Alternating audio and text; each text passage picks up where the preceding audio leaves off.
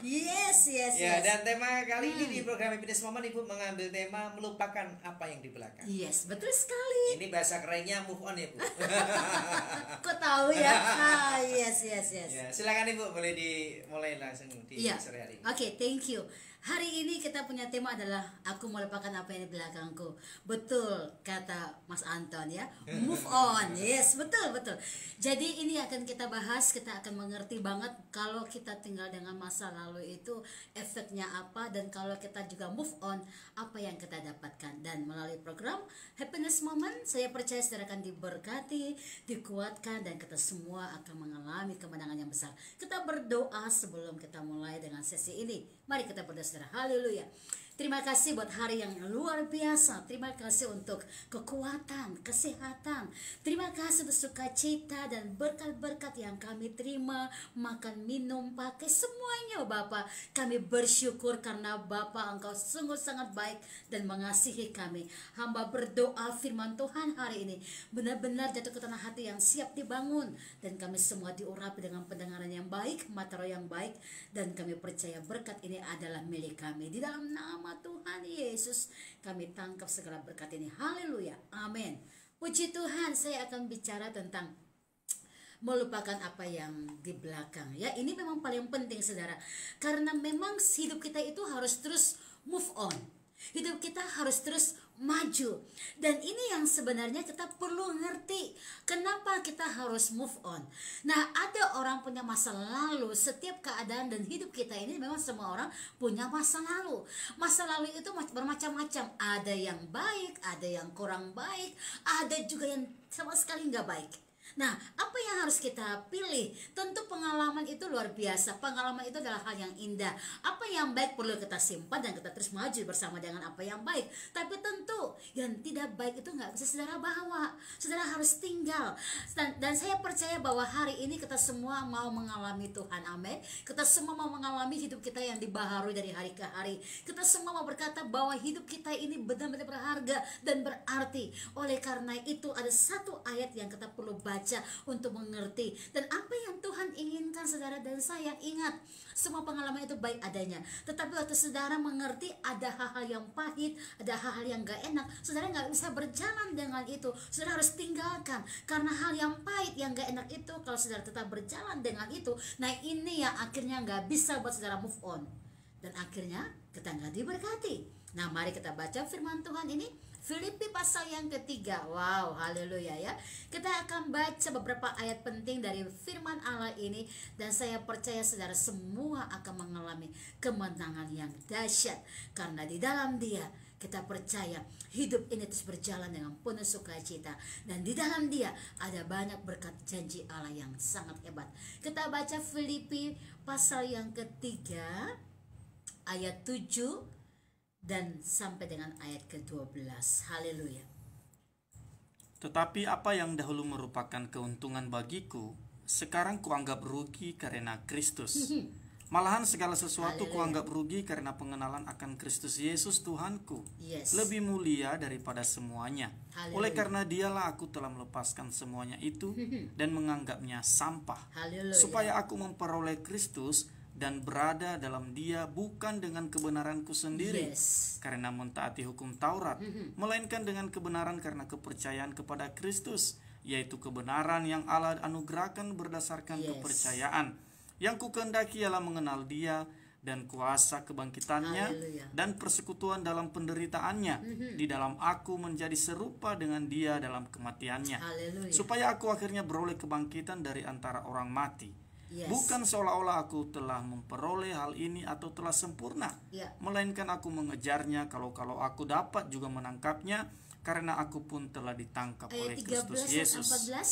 Saudara-saudara, aku sendiri tidak menganggap bahwa aku telah menangkapnya, tetapi ini yang kulakukan, aku melupakan apa yang telah di belakangku, Haleluya. dan mengarahkan diri kepada apa yang di hadapanku, Yes. dan berlari-lari kepada tujuan untuk memperoleh hadiah, yaitu panggilan surgawi dari Allah dalam Kristus Yesus. Yes. Nah, ini kabar baiknya saudara, bahwa di dalam Filipi 3 ayat yang ke-13 dan 14 berkata bahwa aku mengarahkan diri kepada apa yang di hadapanku.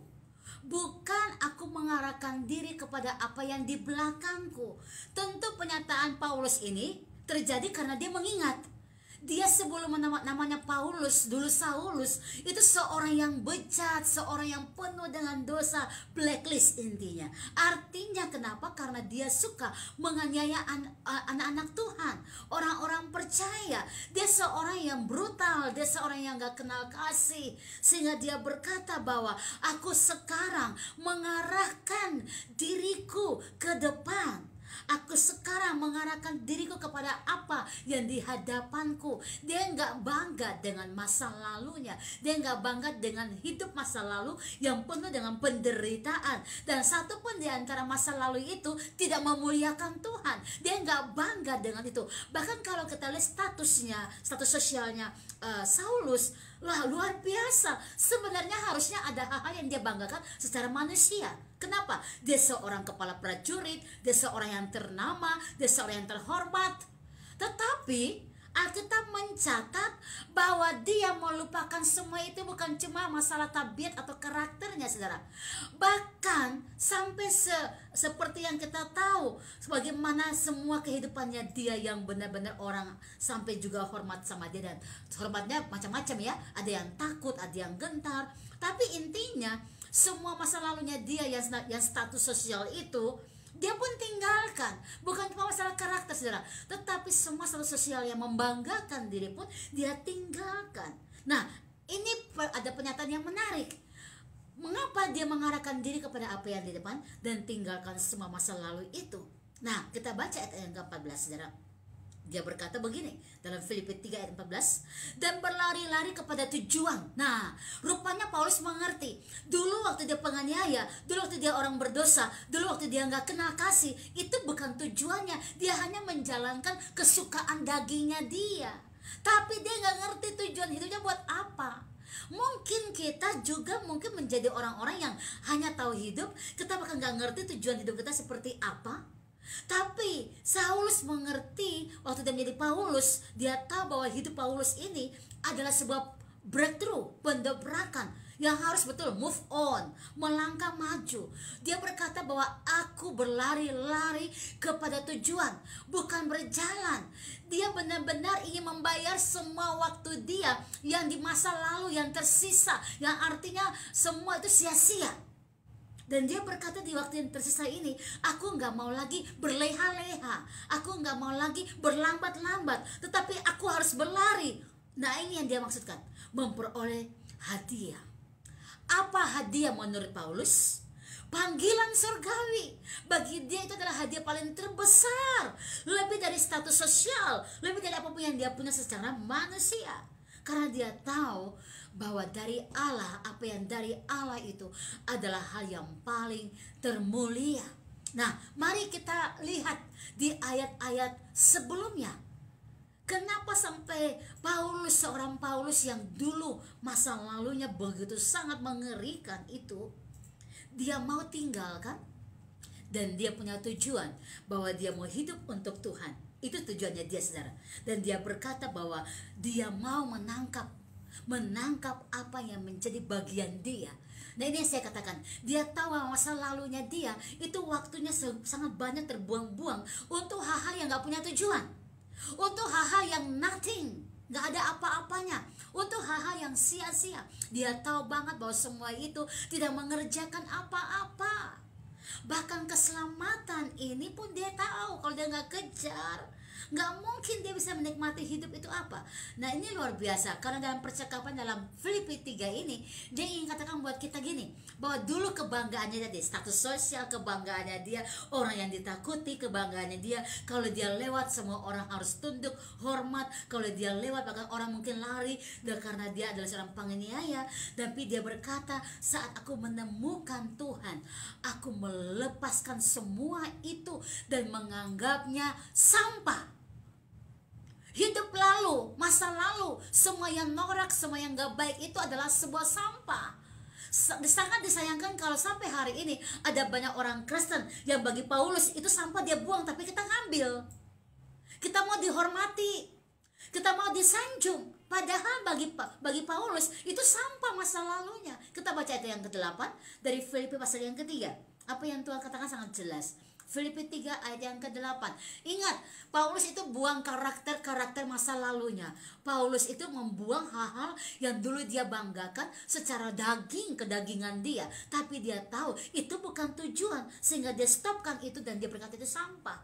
Kalau kita juga harusnya mengerti, ada masa lalu, ada karakter kita yang perlu kita buang, seperti Paulus buang semuanya.